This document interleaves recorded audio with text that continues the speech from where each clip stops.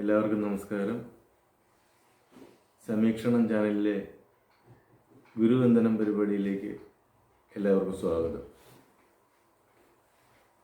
ഓം ഗുരുർ ബ്രഹ്മ ഗുരുർ വിഷ്ണു ഗുരുർദേവോ മഹേശ്വരഃ ഗുരു സാക്ഷാത് പരം ബ്രഹ്മ തസ്മൈ ശ്രീ ഗുരവേ നമഃ. ഈ ശ്ലോകം ഗുരുഗീതയിലുള്ളതാണ്. ഗുരുഗീത സ്കന്ദപുരാണത്തിൽ ഉള്ളതാണ്. ഗുരുഗീതയിൽ ഏതാണ്ട് 200ഓളം അടുത്ത് ശ്ലോകങ്ങളുണ്ട്. എല്ലാ ശ്ലോകങ്ങളും തന്നെ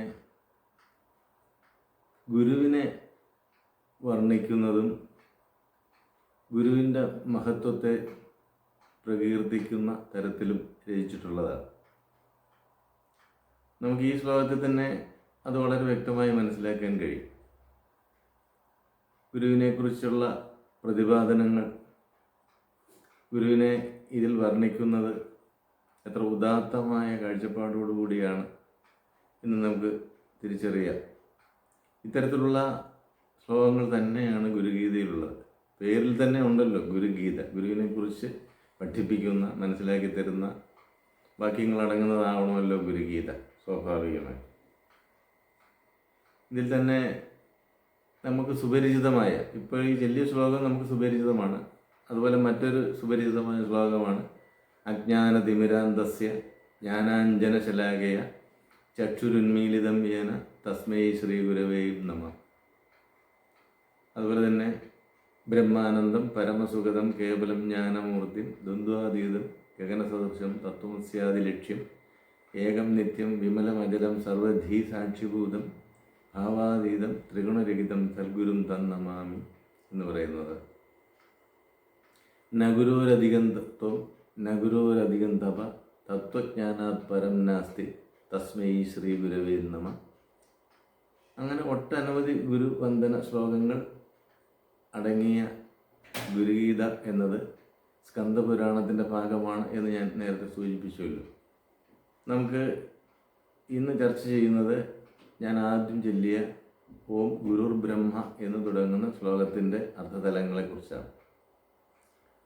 ഇതിൽ പ്രാഥമികമായി നമ്മൾ വിശകലനം ചെയ്യുമ്പോൾ കാണാൻ കഴിയുന്നത് ഗുരുഹു ബ്രഹ്മ, അതായത് ബ്രഹ്മം, ബ്രഹ്മാവ് എന്ന അർത്ഥത്തിലാണ് അവിടെ പ്രയോഗിച്ചിരിക്കുന്നത്. ബ്രഹ്മം എന്ന അർത്ഥത്തിലല്ല.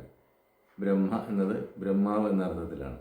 ബ്രഹ്മാവ്, വിഷ്ണു, മഹേശ്വരന്മാർ, അതാണ് വിഷ്ണു, ദേവോ മഹേശ്വര എന്ന് പറയുന്നതിൽ നിന്ന് നമുക്ക് മനസ്സിലാക്കാൻ കഴിയും. ഈ 3 ത്രിമൂർത്തി സങ്കല്പങ്ങൾ, ഈ ത്രിമൂർത്തി സങ്കല്പങ്ങൾ 3 ഗുരു തന്നെയാണ് എന്ന് പറയുന്നു. അത് കഴിഞ്ഞിട്ട് അടുത്ത ലൈനിലേക്ക് വരുമ്പോൾ നമുക്ക് കാണുന്നത് എന്താണ്? ഗുരു സാക്ഷാത് പരം ബ്രഹ്മ. സാക്ഷാത് പരബ്രഹ്മവും ഗുരു തന്നെയാണ് എന്ന് പറയുന്നു.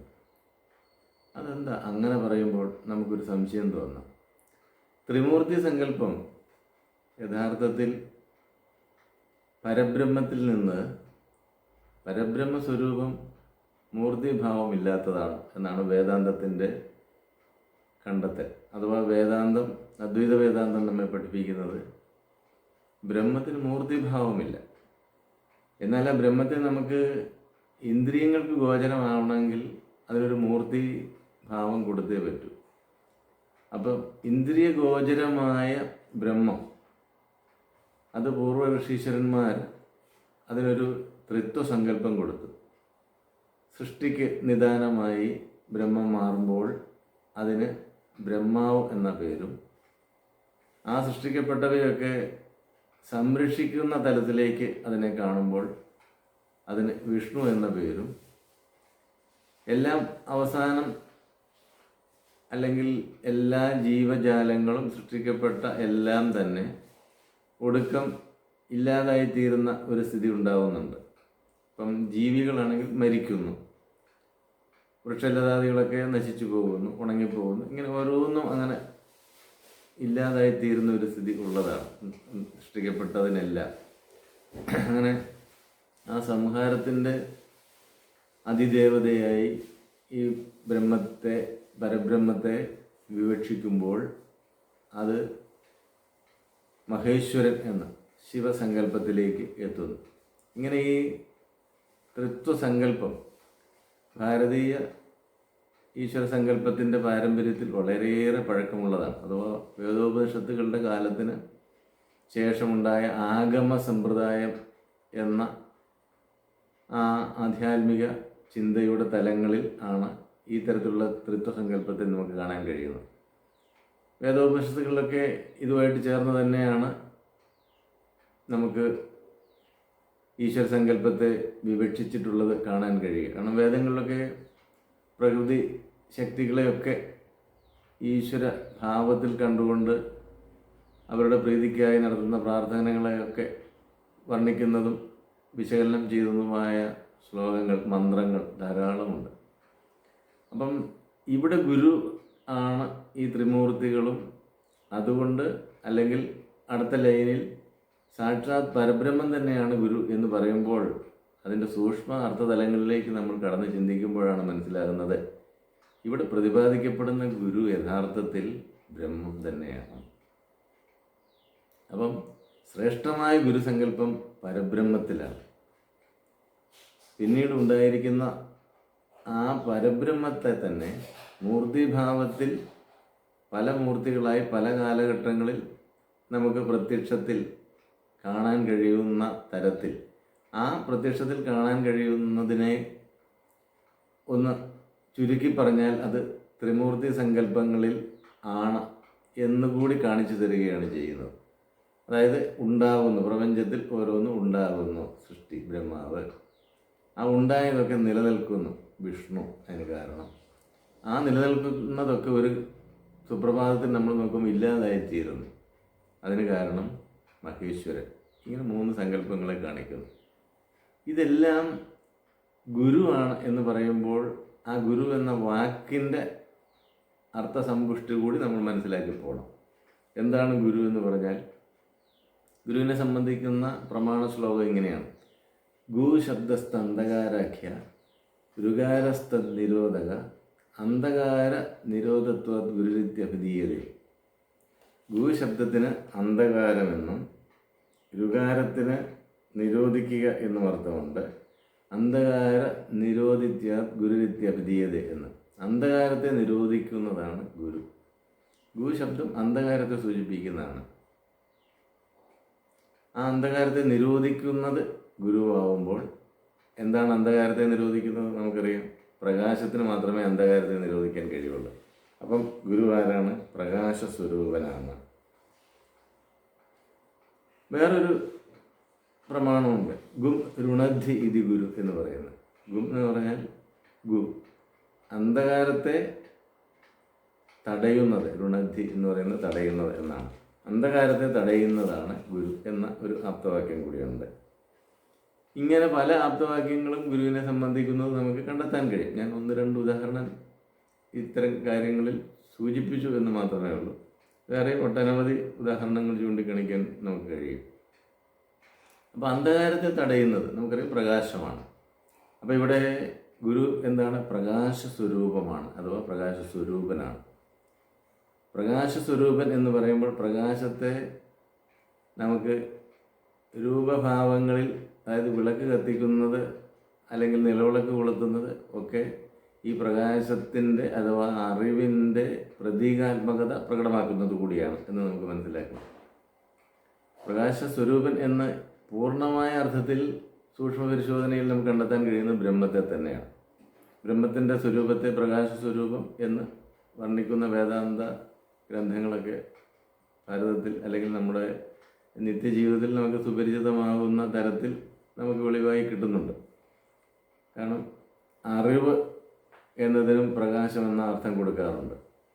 അപ്പം പ്രകാശസ്വരൂപൻ എന്ന് പറഞ്ഞാൽ ഇവിടെ ഗുരു എന്ന കൽപ്പനയുടെ പരിധിയിൽ നിന്നുകൊണ്ട് ഈ വിഷയത്തെ ചിന്തിക്കുമ്പോൾ പ്രകാശസ്വരൂപൻ എന്ന് വിവക്ഷിക്കുന്നത് ആ പൂർണ്ണമായ അറിവ് എന്ന അർത്ഥത്തിലാണ്. പ്രകാശത്തെ അറിവായിട്ടാണ് ഇവിടെ കാണുന്നത്. ഇപ്പം വിളക്ക് കത്തിക്കുന്നതും പ്രകാശമല്ലേ എന്ന് ചോദിച്ചാൽ അതെ, അത് ആ വിളക്കിനെ ഭാരതീയ സങ്കല്പം അനുസരിച്ച് ആ പ്രകാശത്തെ, നിലവിളക്ക് കൊളുത്തുമ്പോഴുണ്ടാകുന്ന പ്രകാശത്തെ ബ്രഹ്മത്തിൻ്റെ പ്രതീകമായിട്ടാണ് കാണുന്നത്. ഈ ഋഗ്വേദത്തിലും ബ്രഹ്മത്തിൻ്റെ പ്രതീകമായിട്ട് ദീപത്തെ കാണുന്നുണ്ട്. ശ്രീനാരായണ ഗുരുദേവനും ഹോമമന്ത്രത്തിൽ അഗ്നിയെ ബ്രഹ്മത്തിൻ്റെ പ്രതീകമായി കാണുന്നുണ്ട്. അങ്ങനെ ഒട്ടനവധി തലങ്ങളിൽ ശങ്കരാചാര്യ സ്വാമികളുടെ പല കൃതികളിലും അത് സംബന്ധിച്ച് പരാമർശങ്ങളുണ്ട്. അപ്പം പ്രകാശം എന്നതിനെ ബ്രഹ്മമായിട്ട് കാണുന്ന ഒരു പ്രാർത്ഥനയാണ് ഓം ഗുരുർ ബ്രഹ്മ ഗുരുർ വിഷ്ണു എന്ന് തുടങ്ങുന്ന ഈ പ്രാർത്ഥന. അവിടെ പ്രകാശം അല്ലെങ്കിൽ ആ പ്രകാശത്തിന് അല്പം കൂടി ഉയർന്ന നിലവാരത്തിലുള്ള അർത്ഥം കൊടുക്കുന്നു. എന്താണ്? അറിവ് എന്ന അർത്ഥം. ആ അറിവ് പ്രദാനം ചെയ്യുന്നയാളാണ് ഗുരു എന്നാണ് സാമാന്യേന നമുക്ക് ഈ ശ്ലോകത്തിൻ്റെ വ്യാഖ്യാനം മനസ്സിലാക്കാൻ ശ്രമിക്കുമ്പോൾ നാം ഉൾക്കൊള്ളേണ്ടത്. അപ്പോൾ അറിവിനെ പ്രദാനം ചെയ്യുന്നതാണ് ഗുരു. ഭൗതികമായി ജ്ഞാനത്തെ പ്രദാനം ചെയ്യുമ്പോൾ അതും ഗുരുവാണ്. ഏത് തരത്തിലുള്ള അറിവാണ് നമുക്ക് ഗുരുക്കന്മാർ പ്രദാനം ചെയ്യുന്നത്? ഏത് തരത്തിലുള്ള അറിവുകളും പ്രദാനം ചെയ്യുന്നവർ ഗുരുക്കന്മാരാണ്. എന്നുവെച്ചാൽ അവർ നമുക്ക് ഉൾവെളിച്ചത്തെ നൽകുകയാണ്. ബാഹ്യമായ വെളിച്ചത്തെ ബാഹ്യമായ നേത്രങ്ങൾ കൊണ്ട് നമുക്ക് കാണാം. പക്ഷെ ഉൾവെളിച്ചം എന്ന് പറയുന്നത് അറിവിൻ്റെ തലത്തിൽ നിൽക്കുന്നതാണ്. ആ അറിവില്ലാത്തവർക്ക് ഉൾവെളിച്ചം ഉണ്ടാവുകയില്ല. അപ്പോൾ ഉൾവെളിച്ചത്തെ പ്രദാനം ചെയ്യുന്ന അറിവ് ആകുന്ന പ്രകാശത്തെയാണ് ഗുരുക്കന്മാർ നമുക്ക് പ്രദാനം ചെയ്തുകൊണ്ടിരിക്കുന്നത്. ആ ഗുരുപരമ്പരയിൽ നമുക്ക് ഒരുപാട് സങ്കല്പങ്ങൾ അല്ലെങ്കിൽ പലതരത്തിലുള്ള ഗുരുപരമ്പര സങ്കല്പങ്ങൾ നമുക്ക് കാണാൻ കഴിയും. ഇപ്പം ഗുരുപരമ്പര സദാശിവ സമാരംഭ ശങ്കരാചാര്യ മധ്യമ അസ്മദാചാര്യ പര്യന്ത വന്ദേ ഗുരുപരമ്പര എന്ന് തുതിക്കുന്ന ഗുരുസ്തുതികളുണ്ട്. സദാശിവൻ എന്ന് പറയുമ്പോൾ ശിവനെ ബ്രഹ്മസ്വരൂപമായി കാണുന്ന ശൈവ സമ്പ്രദായത്തിൽ ആണ് ഇത്തരത്തിലുള്ള പ്രാർത്ഥന പ്രസക്തമാവുന്നത്. വിഷ്ണുവിനെ ബ്രഹ്മമായി കാണുന്ന ഗുരുപരമ്പരയെ വർണ്ണിക്കുന്ന സമ്പ്രദായമുണ്ട്. അത് ഏത് തരത്തിലായാലും അതെല്ലാം അവസാനമായി വന്നു നിൽക്കുന്നത് ഭാരതീയ സങ്കല്പത്തിൻ്റെ ബ്രഹ്മം മാത്രമാണ് സത്യം, ബാക്കിയെല്ലാം ആ സത്യത്തിൽ നിന്ന് ഉരുത്തിരിഞ്ഞു വരുന്ന വിവർത്ത രൂപത്തിലും കാര്യരൂപത്തിലും ഒക്കെ സൃഷ്ടിക്കപ്പെടുന്ന തൽക്കാലത്തേക്ക് മാത്രം ഭാസിച്ചു നിൽക്കുന്ന, അതുകൊണ്ടാണ് പ്രതിഭാസം എന്ന് തന്നെ അതിനെ വിളിക്കുന്നത്. പ്രതിഭാസമാണ്. അപ്പോൾ മനുഷ്യൻ്റെ സൃഷ്ടിയും മനുഷ്യനും ഒക്കെ ആ പ്രതിഭാസത്തിൻ്റെ ഭാഗമായിട്ട് തന്നെ ഉള്ളതാണ്. അതുകൊണ്ടാണ് മനുഷ്യൻ ജനിക്കും പിന്നെ മരിക്കും. അപ്പോൾ ജനനവും നിലനിൽക്കുക, ജനിക്കുക, നിലനിൽക്കുക, വർദ്ധിക്കുക, പരിണമിക്കുക, ക്ഷയിക്കുക, നശിക്കുക എന്നിത്യാദി 6 വികാരങ്ങളും ഈ തരത്തിലുള്ള സൃഷ്ടിക്കപ്പെട്ടതിന് എല്ലാം ഉണ്ടാവും. അത് സ്വാഭാവികമാണ്. അതൊന്നുമില്ലാതെ, വികാരഭേദമില്ലാതെ, ഒരു മാറ്റവുമില്ലാതെ നിലനിൽക്കുന്ന ശക്തിയെയാണ് ബ്രഹ്മം എന്നതുകൊണ്ട് ഉദ്ദേശിക്കുന്നത്. അഥവാ ബൃഹ് എന്ന് പറഞ്ഞാൽ വർദ്ധിച്ചുകൊണ്ടേയിരിക്കുന്നത്. ബൃംഹതി ഇതി ബ്രഹ്മ, സകലതുമായി വർദ്ധിച്ചുകൊണ്ടേയിരിക്കുന്നത്, എന്നും നിലനിൽക്കുന്നത് എന്നെല്ലാമുള്ള അർത്ഥത്തിലാണ് ബ്രഹ്മം എന്ന വാക്ക് പ്രസക്തമാവുന്നത്. അപ്പം ബ്രഹ്മത്തെയാണ് ഇവിടെ ഗുരുവായി സങ്കല്പിച്ചിട്ടുള്ളത് എന്ന് വീണ്ടും നമുക്ക് ആലോചിക്കുമ്പോൾ ഒരു സംശയമില്ലാതെ മനസ്സിലാവും. അതുകൊണ്ട് തന്നെ ഈ ഗുരുവാക്യം, ഈ ഗുരുബ്രഹ്മ ഗുരുർ വിഷ്ണു എന്ന ആ വാക്യത്തിൽ ഏത് ഗുരുവിനെയും നമുക്ക് സങ്കല്പിച്ചുകൊണ്ട് ഈ ശ്ലോകം ചൊല്ലാവുന്നതാണ്. ശ്രീനാരായണ ഗുരുദേവനെ സങ്കല്പിച്ചുകൊണ്ട്, ശങ്കരാചാര്യരെ സങ്കല്പിച്ചുകൊണ്ട്, വ്യാസനെ സങ്കല്പിച്ചുകൊണ്ട്, അതുപോലെ ഏതെങ്കിലുമൊക്കെ ഭഗവത് രൂപങ്ങളെ പൂർണ്ണജ്ഞാനത്തിൻ്റെ പ്രതീകങ്ങളായിട്ട് നാം അനുഭവിച്ച ഈ ഭൂമിയിൽ നമുക്ക് കാണാൻ കഴിഞ്ഞ, അല്ലെ പുരാണ ഇതിഹാസങ്ങളിൽ വർണ്ണിക്കപ്പെട്ടിട്ടുള്ള ഏത് ഗുരുരൂപത്തെയും മനസ്സിൽ കണ്ടുകൊണ്ട് ഈ ശ്ലോകം ആലപിക്കുമ്പോഴും അത് അർത്ഥവത്താവും. അതിന് യാതൊരു ലോപവുമില്ല. കാരണം ഏതെങ്കിലും ഒരു പ്രത്യേക മൂർത്തിയെ സങ്കല്പിച്ചുകൊണ്ടാണ് എന്ന് പറയാൻ നിവൃത്തിയില്ല. കാരണം അതിനപ്പുറത്ത് കിടന്ന് ഈ ത്രിമൂർത്തി സങ്കല്പത്തെയും ആ ത്രിമൂർത്തി സങ്കല്പത്തിന് അപ്പുറത്ത് നിൽക്കുന്ന പരബ്രഹ്മത്തെയും ഈ ശ്ലോകത്തിൻ്റെ അർത്ഥതലങ്ങളിലേക്ക് നാം കടന്നു പോകുമ്പോൾ കണ്ടെത്താൻ കഴിയുന്നത് കൊണ്ടാണ് ഞാൻ അങ്ങനെ പറയുന്നത്. അപ്പോൾ അങ്ങനെ ഗുരുവിനെ സങ്കല്പിച്ചുകൊണ്ട് നടത്താൻ കഴിയുന്ന ഏറ്റവും മഹത്തായ ഒരു പ്രാർത്ഥനയാണ് ഈ ശ്ലോകം എന്ന്, ഗുരുഗീതയിലുള്ള ഈ ശ്ലോകം എന്ന് നമ്മൾ തിരിച്ചറിയണം. പണ്ട് നമ്മുടെ വിദ്യാഭ്യാസ സമ്പ്രദായത്തിൻ്റെ തന്നെ പേരെന്തായിരുന്നു? ഗുരുകുല സമ്പ്രദായം എന്നായിരുന്നു. കാരണം ഗുരുകുലത്തിൽ താമസിച്ചുകൊണ്ടാണ് വിദ്യ അഭ്യസിച്ചിരുന്നത്. ഒരു ശിഷ്യൻ ഗുരുവിനോടൊപ്പം ഗുരുകുലത്തിൽ താമസിച്ചുകൊണ്ട് ഗുരുവിൻ്റെ പരിചരണങ്ങളൊക്കെ നടത്തി ഗുരുവിനോടൊപ്പം കഴിയുമ്പോൾ ജീവിതം എന്താണ്, എങ്ങനെയാണ് ജീവിക്കേണ്ടത് എന്ന് പ്രായോഗിക പരിശീലനവും നേടിയാണ് ഗുരുകുലത്തിൽ നിന്ന് വെളിയിലേക്ക് വരുന്നത്. എന്നിട്ടാണ് ഗൃഹസ്ഥാശ്രമത്തിലേക്ക് ആ ശിഷ്യൻ കിടക്കുക. അപ്പോൾ ഗുരുകുലത്തിലെ സമഗ്ര വിദ്യാഭ്യാസം, അറിവ്, എല്ലാ വിഷയത്തിലുമുള്ള അറിവ്, ജീവിക്കാൻ സമൂഹത്തിൽ ഭൗതികമായി ഉണ്ടാവേണ്ട, കിട്ടേണ്ട, ലഭിക്കേണ്ട അറിവുകൾ, അതോടൊപ്പം ജ്ഞാനതലത്തിൽ ലഭിക്കേണ്ട അറിവ്, ഇതെല്ലാം നേടിയിട്ടാണ് ഒരു ശിഷ്യൻ ഗുരുകുലത്തിൽ നിന്ന് വെളിയിലേക്ക് വന്നുകൊണ്ടിരുന്നത്. ഇപ്പോഴങ്ങനെയല്ല. നമ്മുടെ അറിയേണ്ട ഭൗതിക വിഷയങ്ങളുടെ എണ്ണം അല്ലെങ്കിൽ ബാഹുല്യം കൂടുന്നതനുസരിച്ച് വിഷയാധിഷ്ഠിതമായ അറിവുകൾ ഇപ്പോൾ ഒരു +2 ലെവലിൽ എത്തിക്കഴിയുമ്പോഴേക്കും ആ വഴിയിലേക്ക് നമ്മൾ മാറി മാറി പോവുകയാണ്. ഇപ്പം വൈദ്യശാസ്ത്രത്തിലാണ് അറിവ് നേടേണ്ടതെങ്കിൽ ആ ബ്രാഞ്ചിൽ പഠിക്കാനായിട്ട് മാറിപ്പോകുന്നു. എൻജിനീയറിങ്ങിലാണ് അറിവ് നേടേണ്ടതെങ്കിൽ അതിലേക്ക് മാറിപ്പോകുന്നു. നിയമത്തിലാണ് അറിവ് നേടേണ്ടതെങ്കിൽ ആ പ്രൊഫഷണൽ കോഴ്സിലേക്ക്, LLB പോലുള്ള കോഴ്സിലേക്ക് പോകുന്നു. ശാസ്ത്രത്തിൻ്റെ ഓരോരോ ശാഖകളിലേക്കും അങ്ങനെ മാറി മാറി പോകുന്ന വിദ്യാഭ്യാസ സമ്പ്രദായമാണ് നമുക്കുള്ളത്. അവിടെയുള്ളൊരു പ്രശ്നം എന്താണെന്ന് ചോദിച്ചാൽ, അങ്ങനെ അറിവ് നേടി പോകുന്ന ആളുകൾ മറ്റു വിഷയങ്ങളിൽ അറിവുള്ളവരായിരിക്കണം എന്ന് നിർബന്ധമില്ല. മറ്റു വിഷയങ്ങളിൽ അവർക്ക് അറിവ് ലഭിക്കണമെങ്കിൽ അവർ സ്വയം സ്വാധ്യായത്തിലൂടെ നേടുകയോ അല്ലെങ്കിൽ ആ വിഷയങ്ങൾ വീണ്ടും വേറെ ഏതെങ്കിലും മേഖലകളിൽ നിന്ന് സ്വാംശീകരിക്കാൻ ശ്രമിക്കുകയോ ചെയ്യണം. പണ്ട് ഗുരുകുല സമ്പ്രദായത്തിൽ അങ്ങനെ ആയിരുന്നില്ല. എല്ലാ തരത്തിലുള്ള അറിവുകളും നേടിയിട്ടാണ്.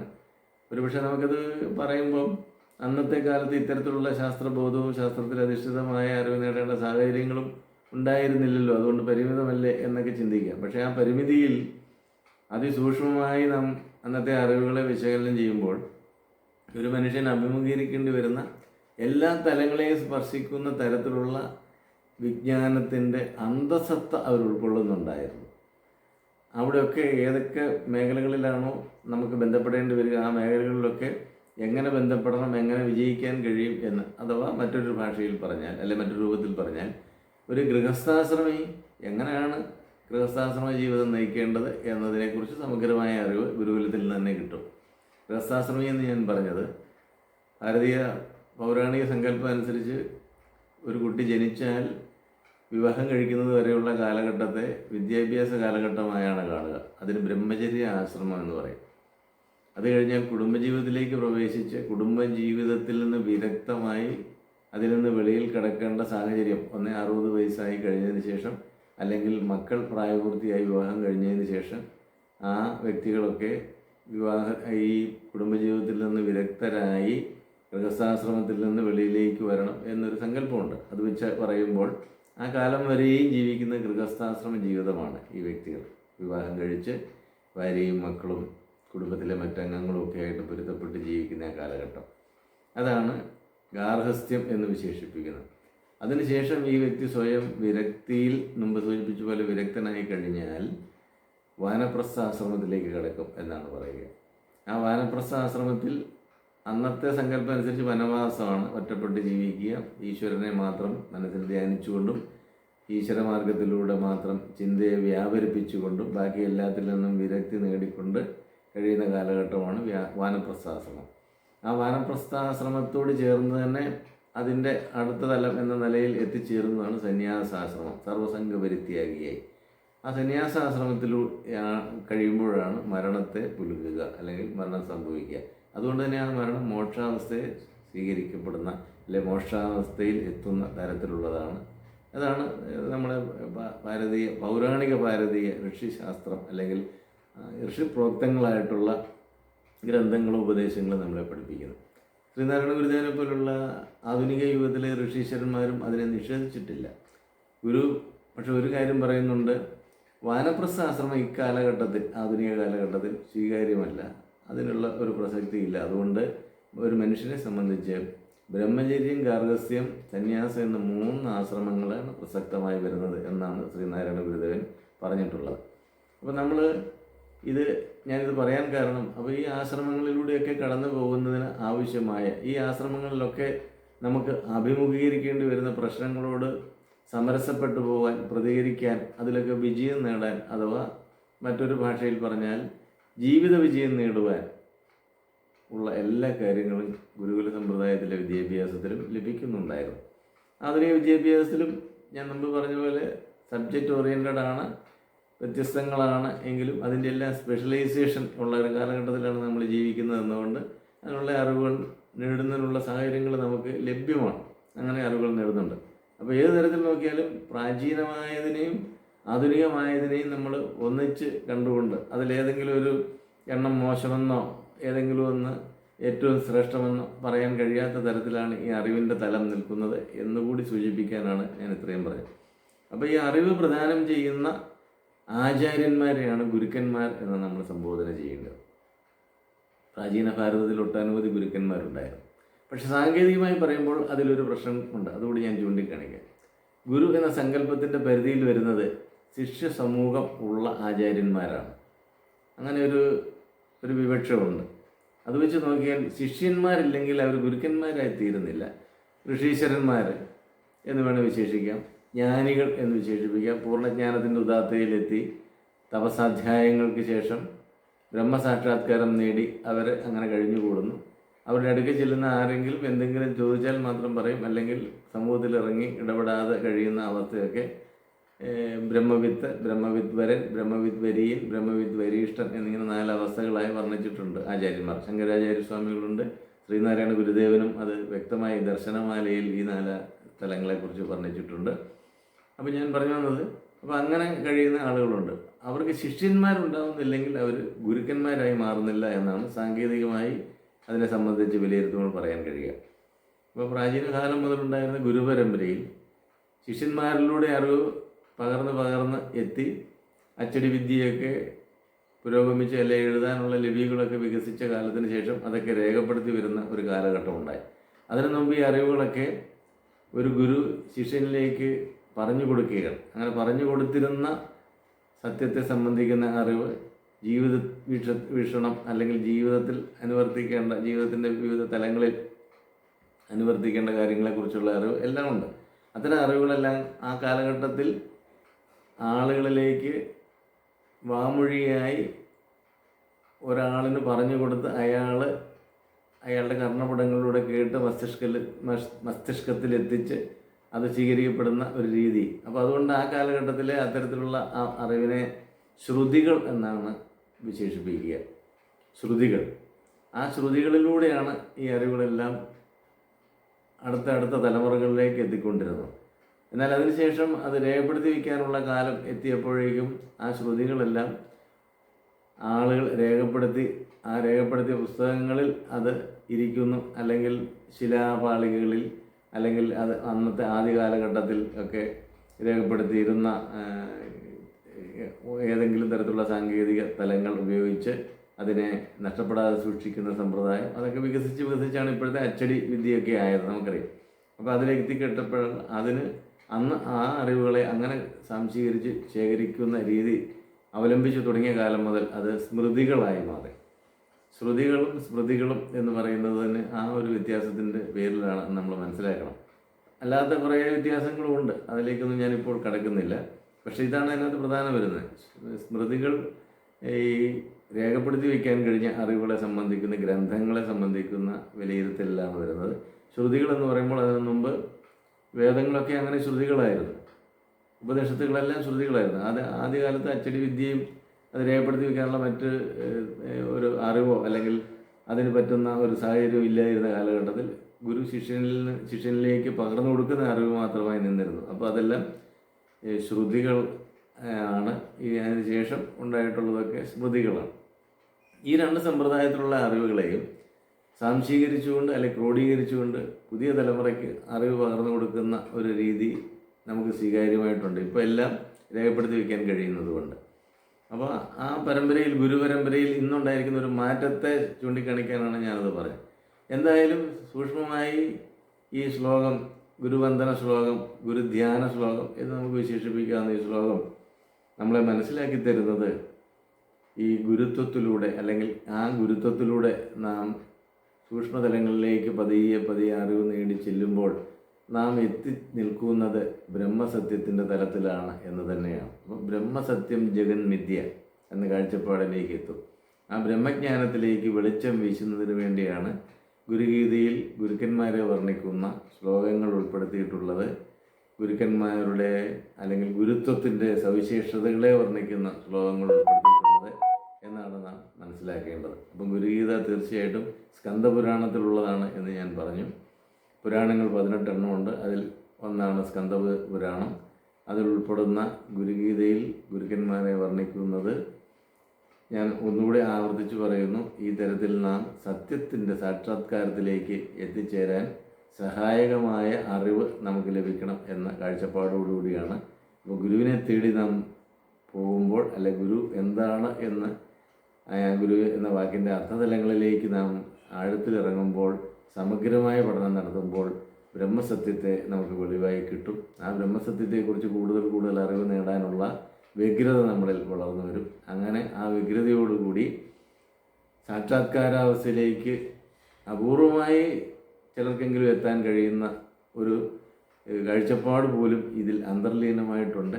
ഇനി അതൊന്നും എത്താൻ നമുക്ക് കഴിയുന്നില്ലെങ്കിലും സംശുദ്ധമായ ജീവിതം നയിക്കാൻ നമുക്കത് സഹായകരമായി തീരും. ആ സംശുദ്ധമായ ജീവിതത്തിൽ നമ്മുടെ എല്ലാ തലങ്ങളിലും നമുക്ക് ഗുരുവിനെ സ്മരിച്ചുകൊണ്ട് നമുക്ക് ജീവിതത്തിൽ എല്ലാ മേഖലകളിലും നമുക്ക് വ്യാപരിക്കാൻ കഴിയും. ഏത് സമയത്തും ഇത്തരത്തിലുള്ള പ്രാർത്ഥനകൾ നമ്മുടെ മനസ്സിൽ ഉരുവിടുന്നത് ഏതുകൊണ്ടും ശരിയാണ്, അല്ലെങ്കിൽ അങ്ങനെ ചെയ്യാവുന്നതാണ്. അതിന് ഏതെങ്കിലും ഒരു പ്രത്യേക സമയമെന്നില്ല, സന്ദർഭമെന്നില്ല. നാം ബന്ധപ്പെടുന്ന എല്ലാ മേഖലകളിലും അതിൻ്റെ ഒരു തുടക്കമെന്ന നിലയിൽ തുടക്ക സമയത്തും അവസാനിപ്പിക്കുന്ന സമയത്തുമൊക്കെ ഗുരുവിനെ വന്ദിച്ചുകൊണ്ട് നമ്മളത് തുടങ്ങി അവസാനിപ്പിക്കുകയും ചെയ്യുന്നത് ഏറ്റവും നല്ലതാണ്. അപ്പോൾ അവിടെയൊക്കെ നമുക്ക് ഓം ഗുരുർ ബ്രഹ്മ ഗുരുർ വിഷ്ണു ഗുരുർദേവോ മഹേശ്വര ഗുരു സാക്ഷാത് പരം ബ്രഹ്മ എന്ന വാക്യം നമുക്ക് ഉദ്ധരിക്കാൻ കഴിയണം എന്നാണ് എനിക്ക് സൂചിപ്പിക്കുവാനുള്ളത്. അപ്പോൾ ഈ സാക്ഷാത് പരം ബ്രഹ്മ എന്ന 2 പദപ്രയോഗങ്ങളിലാണ് ചിലർക്ക് സംശയം വരുന്നത്. എന്താണ് സാക്ഷാത്? അക്ഷം കൊണ്ട് കാണാവുന്നത് എന്ന് നേരിട്ടുള്ള അർത്ഥം പറയാം. ഇന്ദ്രിയഗോചരമായത് എന്നാണ് അതിൻ്റെ വിപുലമായ ഒരർത്ഥം, അല്ലെങ്കിൽ അതിൻ്റെ നമുക്ക് കണ്ടെത്താൻ കഴിയുന്ന ലക്ഷ്യാർത്ഥം. അപ്പോൾ സാക്ഷാത് എന്ന് പറഞ്ഞാൽ ഇന്ദ്രിയങ്ങൾക്ക് ലഭ്യമായ, അല്ലെങ്കിൽ കാണാൻ കഴിയുന്ന 5 ഇന്ദ്രിയങ്ങളാണ് നമുക്കുള്ളത്. ആ ഇന്ദ്രിയങ്ങളിലൂടെ നമുക്ക് അറിവിനെ സംശീകരിക്കാം. അപ്പം ഗുരു എന്നത് ഇങ്ങനെ ഇന്ദ്രിയഗോചരമായി തീരുമ്പോഴാണ് അതിന് മൂർത്തി രൂപം ഉണ്ടാകുന്നത്. ഞാനതൊക്കെ ആദ്യം സൂചിപ്പിച്ചതാണ്. അത് നാം തിരിച്ചറിയുമ്പോൾ മൂർത്തി രൂപമില്ലാത്ത പരബ്രഹ്മസ്വരൂപത്തെ എങ്ങനെ അറിയണം എന്നതിലേക്കൊക്കെ ഈ ശ്ലോകം നമുക്ക് വെളിച്ചം വീശുന്നുണ്ട് എന്ന് മനസ്സിലാക്കിക്കൊണ്ട് നാം ഈ ഗുരുഗീതയിലെ ശ്ലോകം പഠിക്കുകയും അത് നമ്മുടെ മനസ്സിൽ നിറഞ്ഞു നിൽക്കുന്ന തരത്തിൽ അതിനെ നമ്മുടെ മനസ്സിൽ അല്ലെങ്കിൽ ബൈഹാർട്ട് ചെയ്ത് നമ്മുടെ ഹൃദയത്തിൽ അത് നിറയ്ക്കണം. അത് നമുക്ക് ഓരോ സംരംഭവും തുടങ്ങുന്ന സമയത്ത്, അവസാനിപ്പിക്കുന്ന സമയത്ത് നമ്മുടെ മനസ്സിനെ ശുദ്ധീകരിക്കുന്നതിന് വേണ്ടി ഉപയോഗിക്കാവുന്ന ഒരു ശ്ലോകമാണ് എന്ന് ഒരിക്കൽ കൂടി ആവർത്തിച്ച് പറഞ്ഞുകൊണ്ട് ഞാൻ എൻ്റെ വാക്കുകളെ ഉപസംഹരിക്കുന്നു. നന്ദി, നമസ്കാരം.